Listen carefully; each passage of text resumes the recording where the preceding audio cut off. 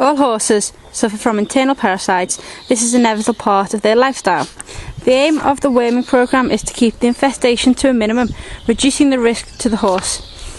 There are a variety of parasites that infest horses. The most common are large redworms, small redworms, pin or threadworms, tapeworms, lungworms and bot fly larvae. Today we've come to Bowlers Riding School in order to assess their worming programme and compare it to the worming programme that Sean and myself have decided to design for the yards we are about to manage. The life cycle of worms is such that horses become reinfested regularly. Though some worms have a different cycle, most, including the particularly virulent large and small redworms, reproduce in the same fashion. The first stage is that the horse ingests larvae from the pasture and from the bedding or hay on the floor of the stable. The larvae have migrated through various parts of the body, mature and lay their eggs in the intestines. Stage 3 is that the eggs are passed out with the dung of the horse. The larvae emerge from the eggs and migrate to the grass, and the cycle then begins again. The whole process can take from 2 to 6 months. Though it would be impossible to completely eradicate worms from the horse and his environment, the worm population can be kept to a minimum. Dosing the horse at regular intervals with a commercially produced wormer will control the internal infestation. This is one type of management. The second type of management is using a fecal worm count, whereby the horse's faeces is collected and the eggs are counted in the faeces. Good stable management within the fields and the stables will help to minimise the risk of infection, regardless of which strategy you use. Good pasture management throughout the year will benefit any worming strategy. Priestland 2005. During the spring months, keeping the paddocks clear of faeces provides year-round benefits and could be done weekly. Cogley and Cogley 2000.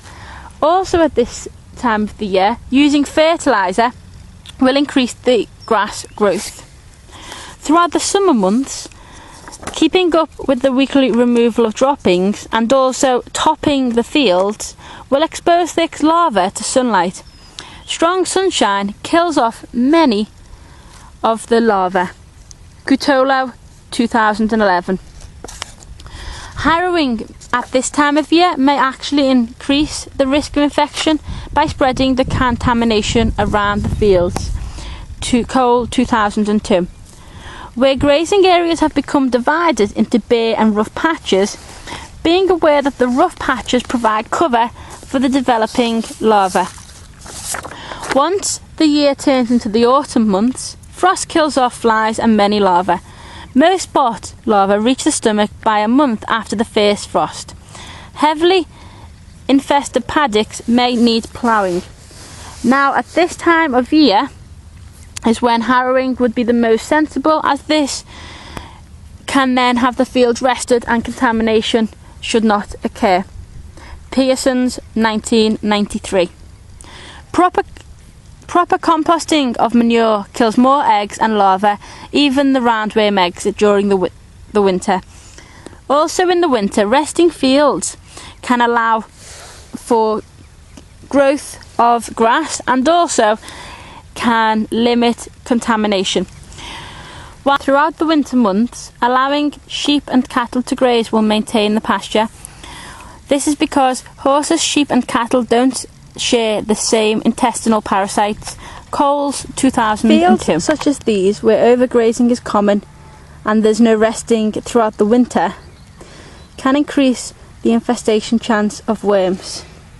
Kaplan and Nelson 2010. These fields are poor compared to the pasture management of the yard next door, whereby these fields have been rested since the November months and haven't been used again and will not be until the first week of April. And she is the head girl at Mary Bowlers Riding School. So Andrea, how do you worm your horses here? We worm them about every 6 weeks. We try and worm them at the same time we get the farrier, so that it's done similar time, because they're both quite important job. So Andrea, is every horse wormed? Yeah, all our horses are wormed. We've got a pregnant mare, so we obviously have to pay quite more attention to hair. Whenever we get new horses on the yard, we wear them as soon as they come onto the yard so that everyone's protected. So Andrea, what do you do here in order to keep good pasture management? Well, our fields here, we rest them over the winter. We also try and rotate when we do turn out. The fields themselves, we make sure the droppings are picked up. Things like that, really. Good, so thank you. How actually do you weigh them, Andrea? Well, on this yard we use an oral paste. After each horse is weighed, we keep records of them all as well. Good. How about, what do you think personally of this approach to worming? I think this is a really good approach for here at the riding school. It works quite well for us here. Well, thank you very much for your time today, Andrea. Thank you. And it's a pleasure. For a fecal egg count, we collect a pile of poo and it is then placed into a beaker such as this to be then taken off to be sampled.